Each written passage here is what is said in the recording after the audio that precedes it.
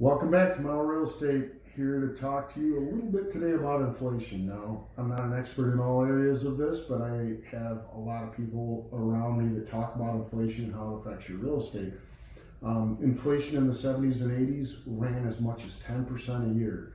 So what you bought for $10 was $11 the next year. What was $100 was $110. Those are some pretty big numbers. Over the last decade, it's been right around 1.42%. What does inflation mean to your real estate? Well, if you have rental properties or if you're a renter, there's going to be more and more demand for renting. In fact, a lot of big builders in the bigger cities are building homes for rent instead of homes for sale.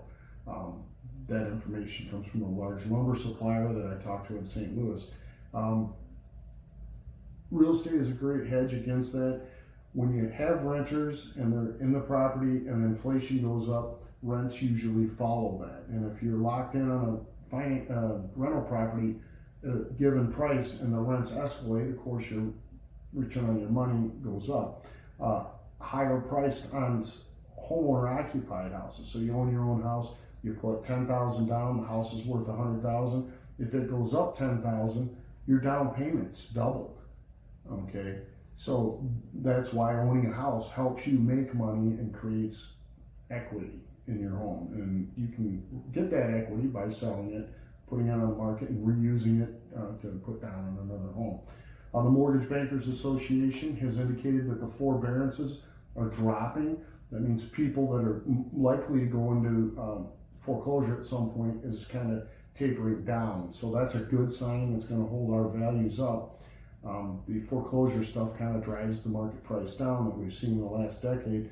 Biden's proposed $15,000 tax credit for new home buyers. It's a pretty popular option, although he's got to get it through Congress to get that done.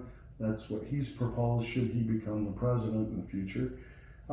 This coming year, in response to the lockdown, the government's going to introduce their first multi-trillion-dollar deficit. Now, the deficit's been running wild in the last 10 years. And there is nobody that can afford to fund that. So they are going to be printing money, and that's going to create the inflation. So home ownership is a great thing. If you're a first-time home buyer, there's 5 different programs for free money. Some are forgivable, some are not. Call today, and we'll set you up with a lender that can help you get into your first home. I just helped a renter that's rented for nearly 15 years get his first home 2 days ago, and he's ecstatic.